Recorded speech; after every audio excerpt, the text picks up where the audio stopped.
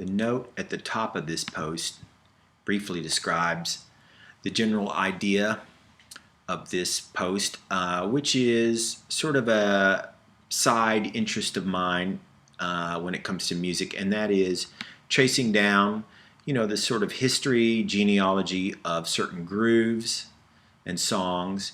And one particular song that's been of interest to a lot of musicians over the years, especially drummers, is John Bonham's drum intro to rock and roll from 1971. And the thing that makes it interesting is that so many people initially feel the drum intro on the wrong beat. And eventually, if you go and you sort of backwards engineer it or backwards count it, you find out that the first snare hit's not on the downbeat. But that's natural to want to hear, especially when you have no count in. The first impulse that you hear, the first sound you hear, a lot of times our brains just tend to make that where we start counting, where we start tapping our foot. So here's the way a lot of people hear rock and roll, musicians and non-musicians. Let's see if I've got this turned on. Okay, I'm up on that top track. If you set your video to full screen, you'd be able to see all this better. So here comes rock and roll with the count.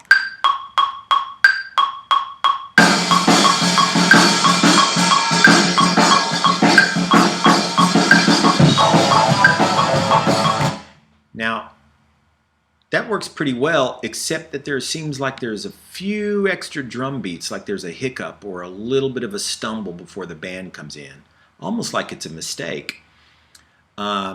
So I'm going to count that all the way through again, and you'll see once the band comes in, that count's not working anymore. Again, this is the wrong way to hear the tune. 1, 2, 3, 4, 1, 2, 3, 4, 1, 2, 3, 4, 1, 2, 3, 4, 1, 2, 3, 4, 1, 2, 3, 4, 1, 2, 3, 4, 1, 2, 3, 4. So you can see that doesn't really work. So now I'm going to drag the tune back to the end of 3, which is where you should hear it. So actually the drums start a beat and a half before the downbeat. So here's the correct way to hear it. 1, 2, 3, 4, 1, 2, 3.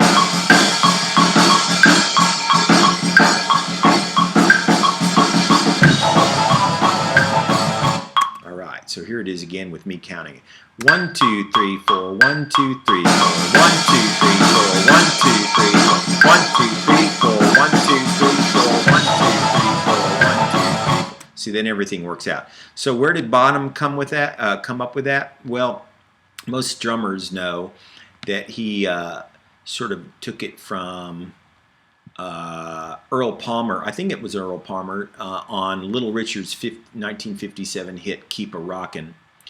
And Earl Palmer went out to L.A. Well, after he played with Professor Longhair and Little Richard in New Orleans, he ended up in L.A. and working with the Wrecking Crew as a session musician.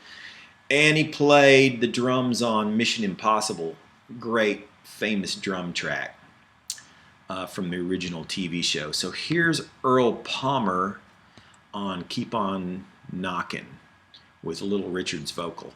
1, 2, 3, 4, 1, 2, 3, 4, 1, 2, 3, 4, 1, 2, 3, 4, 1, 2. So, it's exactly the same. Well, not exactly, but very much the same as Bonham's, or the other way around. 1, 2, 3, 4, 1, 2, 3, 4, 1, 2, 3, 4, 1, 2, 3, 4. So you get the idea. So going back a little further, I noticed in this great British noir film that I have, one of the most famous noir films of all, The Third Man with Orson Welles, from '48, a very similar rhythm in a bar scene where a dancer is sort of doing a burlesque thing with feathers and the whole deal. And here it's the trumpet player that's playing it. Now, The Third Man, like I say, it was a British film, so Bonham had probably seen this film as well. And certainly the Beatles had, because they actually did the theme song, not this particular tune, but the theme song. The Beatles actually recorded it early in their career, and the theme song, actually all the music in the film is done by a zither player from Vienna, Anton Karas. And the only piece of music in the film not by Anton Karas is this bar scene where there's a live band. So here comes this little deal. 1, 2, 3, 4, 1, 2, 3.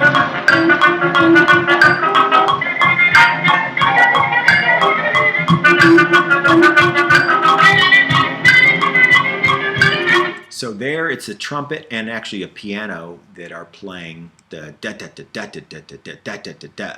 So here it comes again. 1, 2, 3, 4. 1, 2, 3, 4. 1, 2, 3, 4.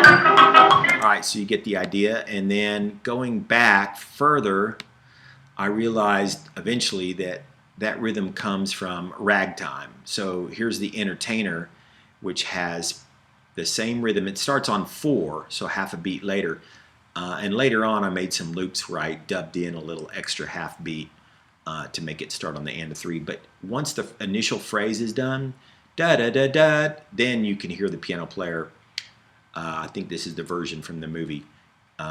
You can hear him playing the phrase starting a little earlier on the end of 3. So here comes this. 1, 2, 3, 4. 1, 2, 3.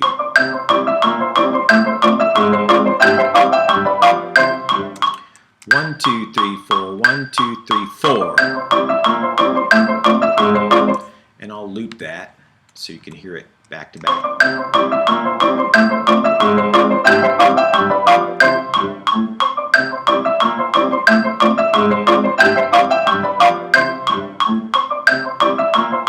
Okay, there it is looped. So that song came out in 28. That was the first recorded version. Scott Joplin wrote it in 1902, and I think the sheet music was out by 1908. So the point is, that Bonham's intro's got deep roots going back a long ways, 70 years almost. Now here, I'm going to mash these up and put them together. So here's some loops of just the requisite parts without any other parts. Just the part we're talking about, mostly just the intros. So let's see, here's rock and roll. I think I've got this set up right. 1, 2, 3, 4, 1, 2, 3.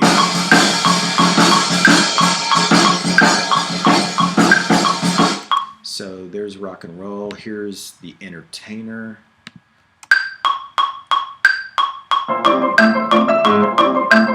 So you get the idea. Let's see what Bonham's drum intro sounds like with the Entertainer.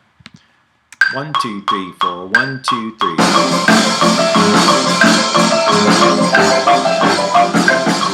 So you can see they're the same rhythm, pretty much. So it's interesting that Bonham was playing a ragtime basically. Let's see. Here's the Entertainer with Earl Palmer's drums on Little Richard's "Keep a Knockin'." Whoops. Let me give you a count off there. 1, 2, 3, 4. 1, 2, 3.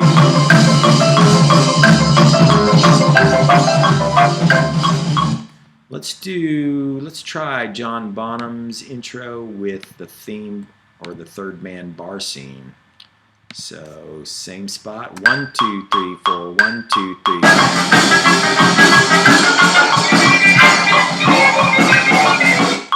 Let me loop all of that so you can hear it a few times.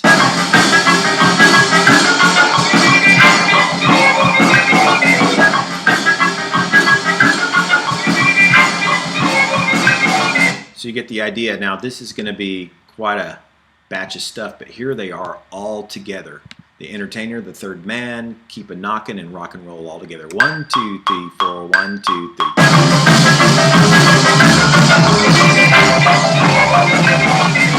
Now I transposed the third man up a whole step to put it in the same key as the Entertainer so that there wouldn't be any clashing notes. So let's see. One more time with all of that junk together. 1, 2, 3.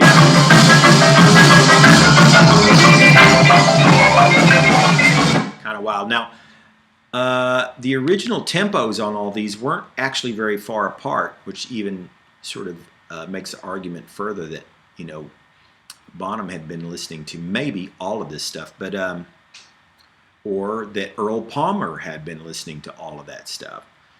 But generally, I think the rhythm comes from, well, the way it's played all the way back to the Third Man from New Orleans. But ragtime is more, I think, sort of North Carolina, South Carolina, Georgia, sort of more the East Coast kind of thing.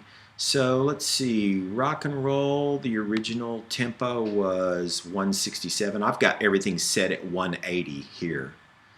And so I had to use Ableton's warp engine to make everything the same tempo.